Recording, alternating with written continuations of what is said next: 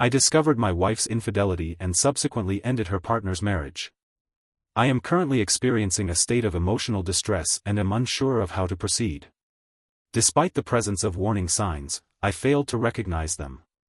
I was overwhelmed by love and did not anticipate such a turn of events with my wife, who has been my best friend for nearly 2 decades. I am employed in a different location and was not scheduled to return until tonight. We were planning to embark on a 2-week trip tomorrow. Given the slow pace at work, I decided to return home yesterday afternoon. This trip was intended to provide us with some time alone.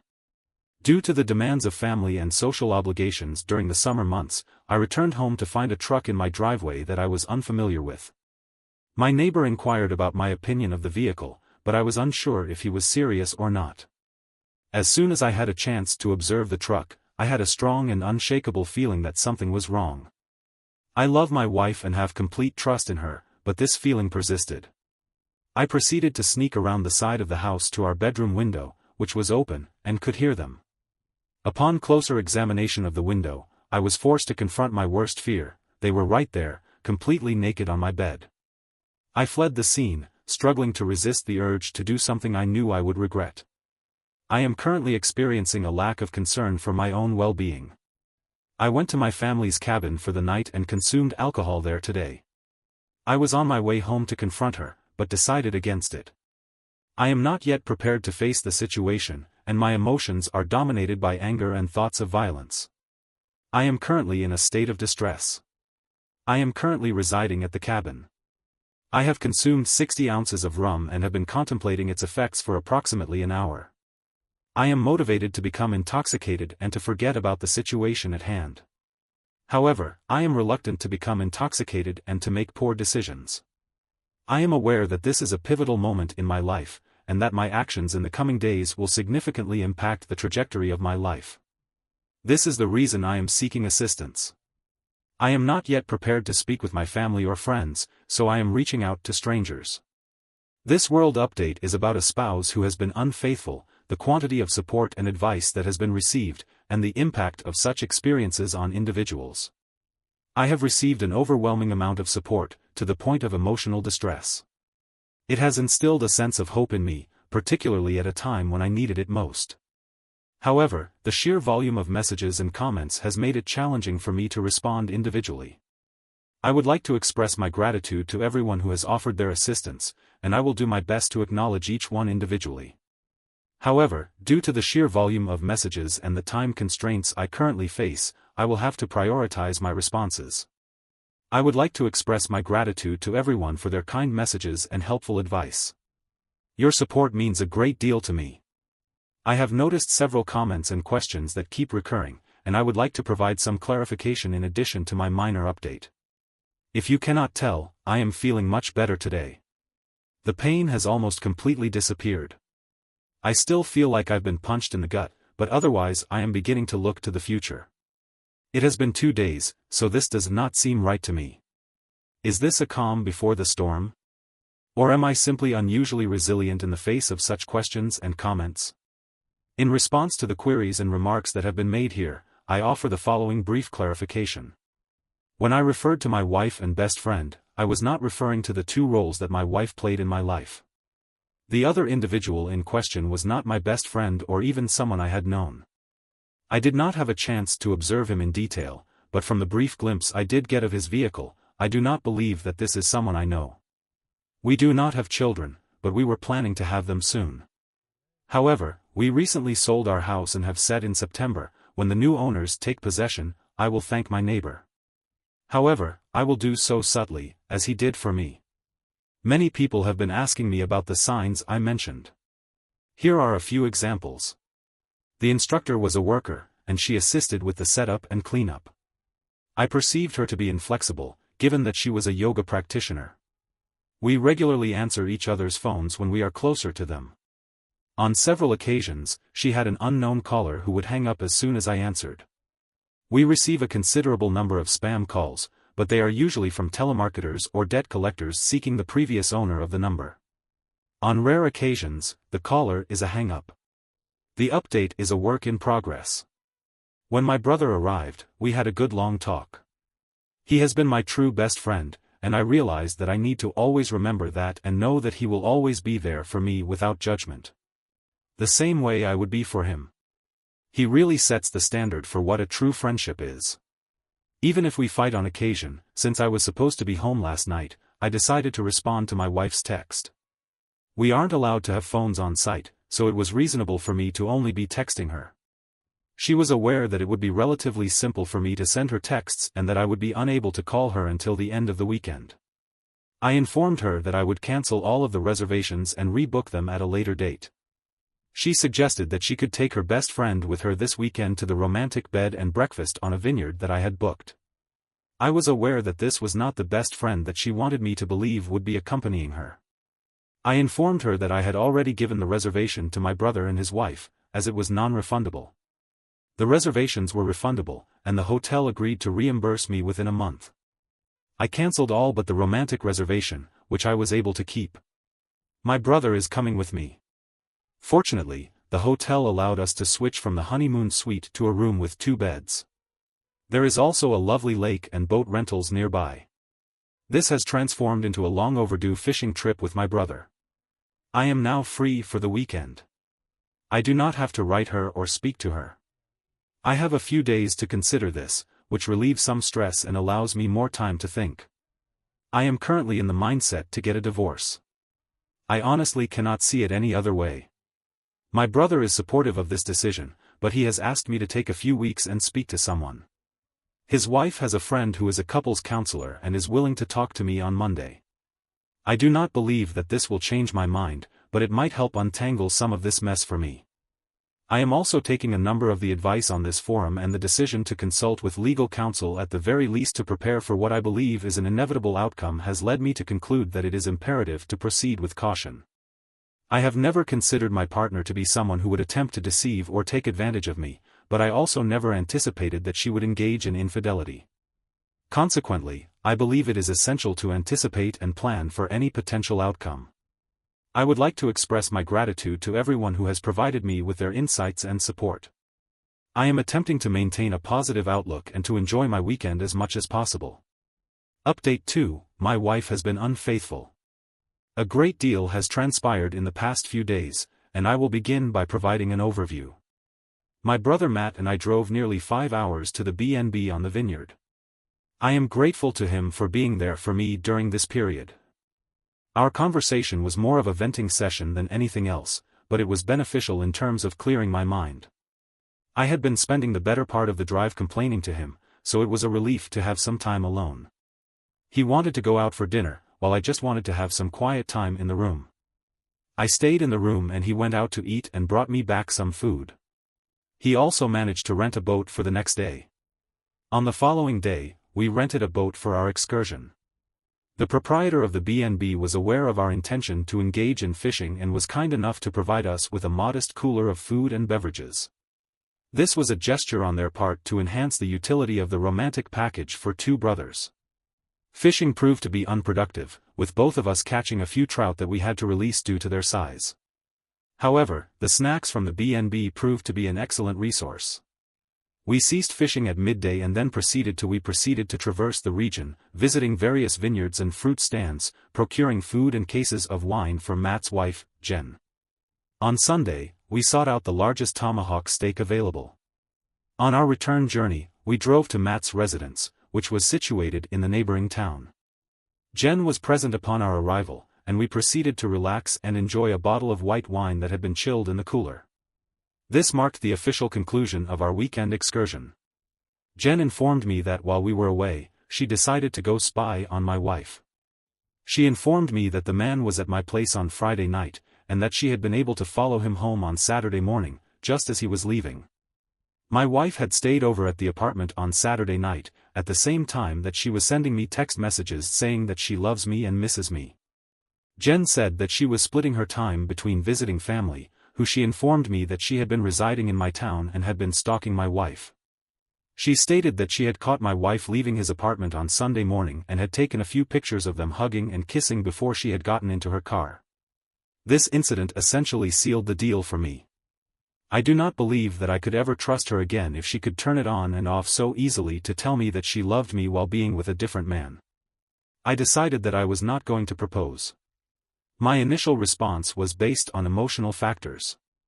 I needed to remain calm and collected in order to assess the situation.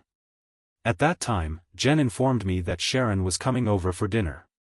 Sharon is the counselor who set up the appointment to clarify the situation.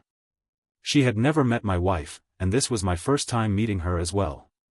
Sharon was a very pleasant person, and we got along well after dinner. Sharon and I went for a walk around Matt's neighborhood to walk the dogs and have a bit of a private conversation. The conversation with Sharon was beneficial in that she was a skilled listener and made me feel at ease. It was therapeutic to be able to express my feelings as much as I was comfortable with my brother, which was a different experience and very helpful. This is why I enjoy writing about this on Reddit. It helps me to process some of my thoughts. Our walk lasted an hour, and the only real advice that Sharon gave me was to not delay the conversation with my wife. She said that the longer I waited for the conversation to become more challenging. She said that I needed clarity more than anything at this point, and that my wife was the only person who could provide it to me at a later date. That night, Jan and Matt offered me the option of staying with them for as long as necessary. I was aware that Matt and I had an expiration period for being in close quarters with each other, so I consulted with my supervisor, who was able to arrange for me to stay in company housing. I had been staying there every second week for a while, but I had to leave on days off.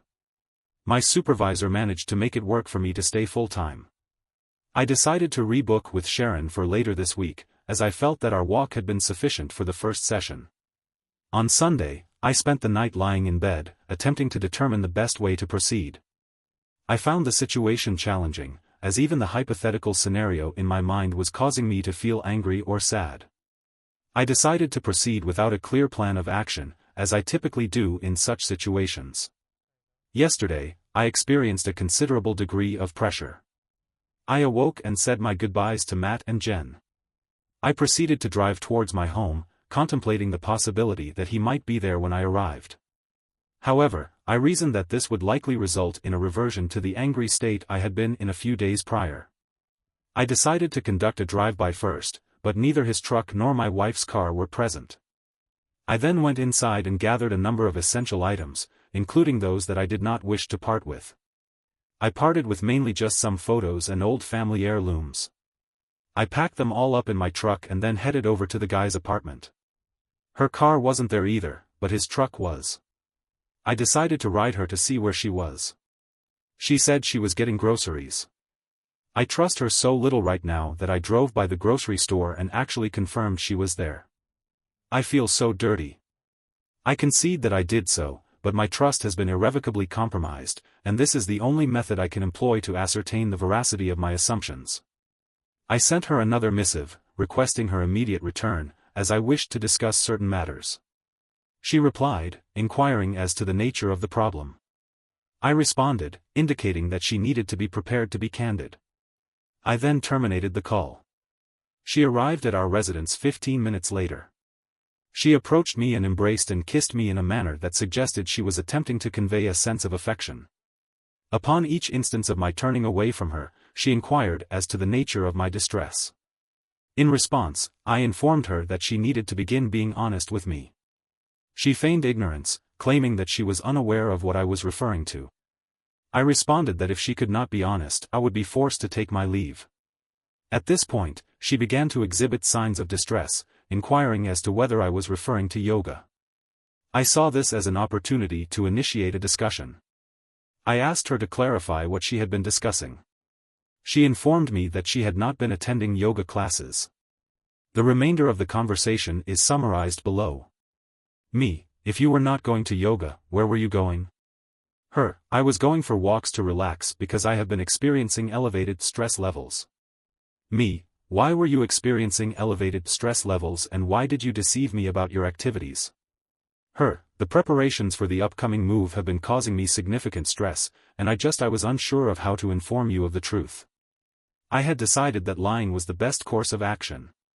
What was your concern with disclosing that you were going for a walk to D? I did not intend to deceive you. I was concerned that my stress would exacerbate yours. However, I am not experiencing significant distress. It appears that you are not forthcoming with me. What do you mean? I believe that you are being untruthful about more than just your absence from yoga. I am requesting that you be honest with me. You have already provided false information, which makes it impossible for us to maintain a relationship if you continue to do so. I am unsure of what else to say. Are you referring to the weekend last week when I went out for drinks with friends and returned home late? I had an inkling that this bothered you. I was unaware that she had gone out for drinks or was out late. I was at work a couple of hours away. Is that what you are referring to? I must inquire as to whether that night in question was the occasion of your drinking alone, or whether you were in the company of her best friend. I went for drinks that night, but I did not see her. Who did you see? I saw no one. I simply drank alone. You drink alone now. I have a problem. We will discuss this further at a later time. I am giving you one last chance to be honest. If you do not take it, I will leave. I do not know what else to say. I am leaving. At this juncture, I arose and departed. Typically, when we engage in a dispute, I embark on a solitary excursion to disengage from her. She likely presumed that this would be the case, and then, upon discovering that I had taken my belongings, including my clothing, toiletries, and the Xbox, she began to berate me on my mobile telephone. I informed her that I had extended her an opportunity to be candid and that she had not taken it. Consequently, there was nothing further to be said. She implored and entreated me to return home to discuss the matter in person. She requested that I return home to discuss the matter in person. She asserted that she was unaware of the cause of my distress or the nature of her alleged transgressions. She reiterated her professed love and fidelity, yet her words elicited a profound emotional distress. Previously, I had unquestioningly accepted her assurances, but now they seemed to pierce my heart with a jagged, relentless pain. I was unable to cope with this newfound anguish. I therefore terminated the call. She subsequently called me approximately 40 times before I was prepared to answer. On this occasion, she inquired as to whether I had spoken to Karen, her closest friend. I asked her why she wanted to speak to Karen, and she replied that she wanted me to come home. She stated that she did not wish to discuss the matter over the telephone. I agreed to this request and drove around for a short period in order to calm my heart rate. I then proceeded to my home. The conversation that ensued was as follows. A few weeks ago, while you were at work, we went for drinks. A couple of guys started buying us drinks, so we just played along when we were leaving. One of the guys tried to kiss me, and I pulled away immediately and told him I was married. I felt so bad about it and wanted to tell you, but I'm an idiot and just decided to hide it from you. Karen hooked up with the other guy and gave his friend a blowjob. He sent me a text without my permission, and he has sent me a few more since then. However, I have never written him back. I asked to see her phone, and she showed me her phone, which was completely empty of texts except for mine and her mother's. She never deletes her texts, so this was new.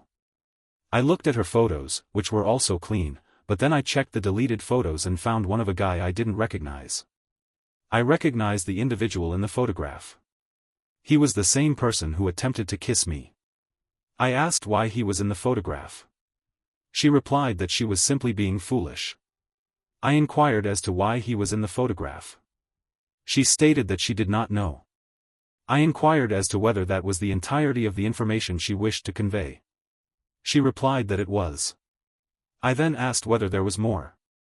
She stated that that was all she could think of. I then stated that I had left. I did not wish to be trickle-truthed. I got into my truck and drove away. I exited the premises in an attempt to halt my progress, but I had already reached a point of no return. I proceeded to the park in the vicinity and simply occupied my vehicle's tailgate, consuming my lunch while attempting to ascertain the most prudent course of action. During this interval, I began recollecting other pertinent details that I had previously overlooked. These included the fact that I was working a weekend shift and had retired to bed at an early hour. My spouse had also been out to the club with a few of her companions. I awoke at 4, the time was 00 a.m. Despite repeated calls, my wife was still not home. Approximately 30 minutes later, she called me back and requested my assistance in retrieving her. She informed me that they had attempted to hail a taxi but were unsuccessful. Two acquaintances of hers offered them a ride, but they wanted to stop at their residence first. Upon reaching the GU house, my wife's married friend went into the room with one of the men.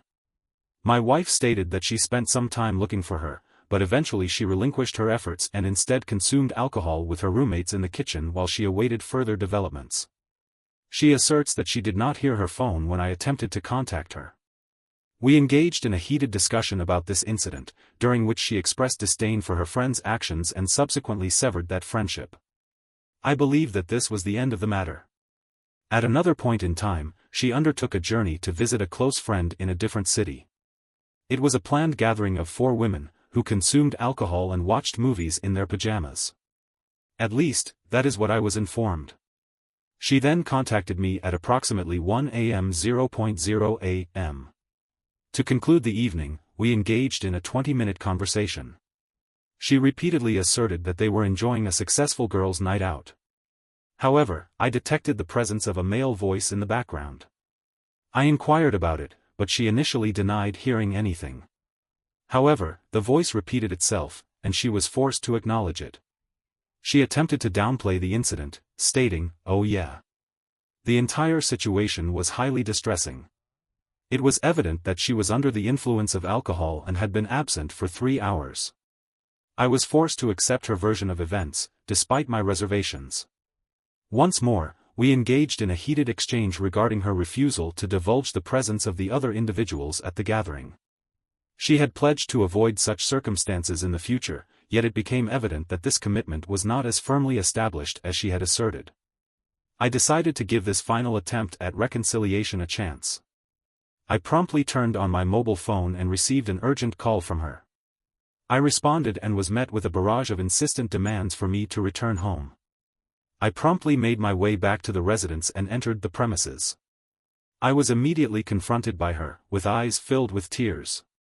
She was sitting on the couch, repeating, "I'm so sorry, I'm so sorry." I inquired as to what she was sorry for. She began rocking back and forth like a person in a state of extreme distress. It took her approximately 5 minutes to regain sufficient composure to speak. I informed her that I had lied about the individual who had attempted to kiss me. I then asked her to recount the events of that evening. We had returned to his residence, and we engaged in sexual activity. I was aware that the situation was more complex than that. However, merely hearing her utter those words caused me to feel lightheaded. It was as if the room were shrinking, and a multitude of voices were speaking into my ears simultaneously. I believe I was experiencing a panic attack. I proceeded to the bathroom and washed my face with cold water until my senses returned to normal. "What did you do? Did you want me to recount the specifics of what transpired?" "Yes," she replied. "He masturbated. I performed fellatio on him." I was finished, and she was still interested in participating. I informed her that I would no longer engage in this activity unless she provided me with complete information. She then initiated another sexual encounter, which lasted several minutes. We subsequently met again and engaged in sexual intercourse. I expressed remorse and conveyed my desire to make amends. On one occasion, she requested that I be given the opportunity to make amends. I am currently considering this proposal. The incident in question involved an extramarital affair that had been ongoing for approximately a month. The individual in question is married and the dissolution of their marriage is imminent. I am uncertain as to whether this individual is aware of your marital status. Does your belief that his marriage is failing imply that ours is also failing? I do not believe that ours is failing. I am ashamed of myself. Please do not leave me. I am willing to do whatever it takes to fix this. What would help you? I would like to know the truth. I would like to be able to trust you. It is important to note that the speaker is attempting to convey that they can be trusted. The speaker acknowledges that they have made a mistake and that they will not repeat it. If the speaker were the wife of the aforementioned individual, it is likely that she would want to know the truth. The speaker responds affirmatively to this question. The speaker then suggests that they should attempt to resolve the situation. The speaker asks the listener if they believe that this is what the listener would want. The listener responds in the affirmative. The speaker then provides an example of a situation in which the listener's desire for resolution was not met. The listener describes a situation in which the speaker attempted to contact the listener via telephone. However, the listener was unable to reach the speaker. The listener then describes the telephone number that the speaker called. The number was listed as belonging to the listener's spouse. The listener describes their reaction to this information. I was aware that this was not Karen, so I asked if it was him. She replied that it was, and I answered. He said, "Oops, I must have the wrong number." I said, "No, this is the husband of the girl you've been cheating with. I'm going to let you speak to her because she has something to say to you." I passed her the phone, and she told him everything. He knows the entire truth. We have concluded our conversation. It was a brief, casual encounter, and I expect no further contact from you. I requested to see the phone before she terminated the call. I inquired about the divorce lawyer you are using. I am not seeking a divorce. I was not aware that you had informed your wife that you were me. I would like to speak to your wife. She has a right to know about this as much as I do. Please, man, I was not aware. She was married. Do not ruin my marriage over a mistake. I will not ruin yours over a mistake. It is only fair that I tell your wife. Please do not. She is at work right now. I will tell her everything when she gets home. I swear. I hung up. I asked my wife if she knew where his wife worked and her name. She did. I had my wife call over and ask. Upon calling her at work, I was able to speak with her briefly. She informed me that she was just about to leave for the day and would call my wife from her car. I then spoke with her husband, who was visibly distressed. I informed him of the situation and requested that he not leave the house until I had spoken with his wife. My wife's name is not relevant here. He is currently at your apartment. I am merely informing you that we have been engaged in an adulterous relationship for approximately 1 month. I am disclosing this information to my husband at this time, and I believe you should be afforded the same respect. She remained silent for approximately 1 minute, and then stated, "If this is some sort of sick joke, I will discover who you are." She then terminated the call, not even 10 minutes later. My wife received a text message from Karen at work, which read, "Thanks. You just ruined my life." I immediately responded, "You just ruined 4 lives and 2 marriages. Don't forget that this was your fault." Over the course of the next hour, my wife pleaded with me to stay with her. She offered counseling, promised to be by my side, and even offered sexual favors. This was precisely what I had anticipated, given the comments on this forum. She stated that we should go on that vacation, which she had planned as a gift for me. She cited the need for time away as her reason for the trip. She also expressed her desire for us to spend quality time together, given the challenges posed by my work schedule. This was precisely what I had anticipated she would say. She was not expecting me to tell her that I had already made the arrangements. She was also not expecting me to tell her that I had already booked a place to stay. I anticipated that she would be displeased to learn that I had already scheduled counseling sessions for myself. I was equally certain that she would be taken aback to discover that I had chosen to confront her in the privacy of our own bedchamber. It seemed highly unlikely that she would have foreseen my decision to identify a suitable lodging option in advance of my disclosure. Upon learning of these developments, she collapsed onto the floor and began to sob. She proceeded to assert that she did not deserve to live. I should simply end her life, as she is unworthy of any form of companionship. This continued for a considerable period of time, with me remaining for a total of 4 hours, listening to her attempt to justify her actions and then attempting to hug, cuddle, or even engage in sexual intercourse with me. Ultimately, I contacted Karen to inform her that her friend was suicidal and that I advised her to seek assistance from a third party, but she declined. I left the situation, and it has been almost a full day since that incident occurred. She has been contacting me throughout the day, and her friends and family have also been in touch. They have provided various justifications or appeals for empathy. Her father was the only one to contact me directly, and he advised me to do what was best for me and that he would always love me like a son, no matter what happened. Reading that was what made me have a good cry for the first time since the beginning of this ordeal. I will meet with Sharon, my counselor, tomorrow and a lawyer on Thursday. I believe I understand the situation, but until it happens, I am uncertain about many aspects. I apologize for the length of this post. The narrative is lengthy, but it serves as a cathartic outlet. I am grateful for the comments and messages I have received, as they have helped me to feel less isolated and to gain greater hope. I am truly appreciative of everything you have done for me.